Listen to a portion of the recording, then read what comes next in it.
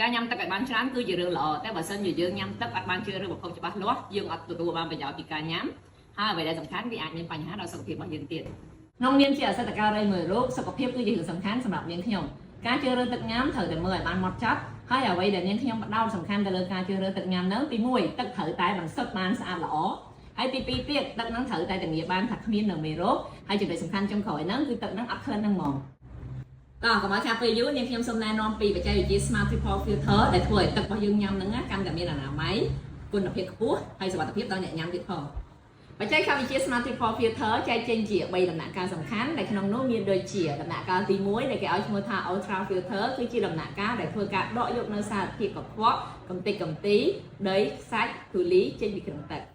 ដំណាក់កាលទី2ដែលគេឲ្យឈ្មោះថា Activated Carbon Filter ដែលមានមុខងារក្នុងការដកនៅសារធាតុពណ៌សារធាតុគីមីថ្នាំសម្លាប់សត្វល្អិត Chlorine ដែលធ្វើឲ្យទឹកបាត់ក្លិនមានរសជាតិងាយស្រួលញ៉ាំ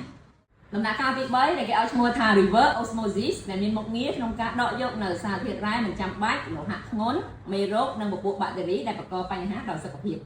ទឹកដែលបានឆ្លងកាត់នៅដំណាក់កាលបន្សុទ្ធទាំង3នេះគឺជាទឹកបរិសុទ្ធដែលធានាបាននៅគុណភាពខ្ពស់គ្មានក្លិននិងសុវត្ថិភាពដល់អ្នកញ៉ាំជាពិសេសជាងនេះទៅទៀតការជ្រើសរើសទឹកញ៉ាំឲ្យបានត្រឹមត្រូវហើយនឹងញ៉ាំទឹកឲ្យបានគ្រប់គ្រាន់វាផ្ដល់អត្ថប្រយោជន៍យ៉ាងច្រើនដូចជាជួយគ្រប់គ្រងចង្វាក់បេះដូងបានល្អជួយបង្កើនចលនាសាច់ដុំធ្វើឲ្យប្រព័ន្ធប្រសាទដំណើរការល្អនិងបង្កើនការចងចាំ